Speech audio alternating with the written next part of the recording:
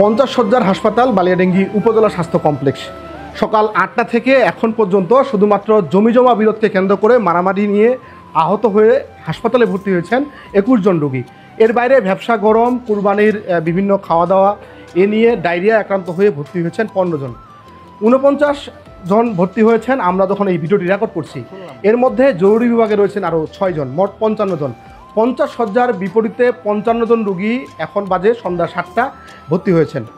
হাসপাতালে যারা সেবা দিচ্ছেন নার্সরা তারা বলছেন যে ঈদের এই সময়টাতে পরিবার পরিজন নিয়ে যেখানে তাদের সময় কাটানো দরকার সেখানে তাদের কাটাতে হচ্ছে এই জমিজমা নিয়ে আহত রোগী, ডায়রিয়া রোগীদের সাথে যুক্ত হয়েছেন বিষ খাওয়া রোগী পর্যন্ত।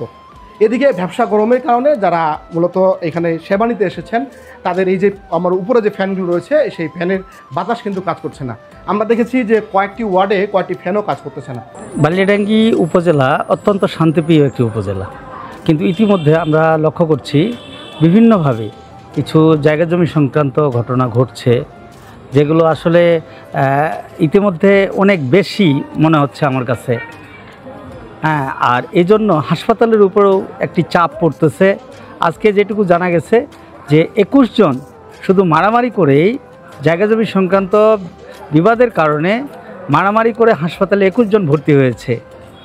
তো এর মধ্যেও অন্যান্য রোগীরা রয়েছেন। তো এখানে 50 শয্যা হাসপাতালে এখন পর্যন্ত 51 জন আমরা দেখলাম যে 51 জন ভর্তি হয়েছে। এর মধ্যে 21 জনেই জায়গা জমি সংক্রান্ত অ্যাসল্ট। তো আমরা প্রত্যাশা করছি যে এগুলো যেন জায়গা জমি সংক্রান্ত যে বিরোধ, এটি যদি সামাজিকভাবে আমরা যদি একটু সহনশীল হই, যদি এটি মিটিয়ে ফেলা যায়, তাহলে এই যে ঘটনাগুলো ঘটছে জায়গা জমি সংক্রান্ত, এগুলো থেকে অনেকটা রেহাই পাবে।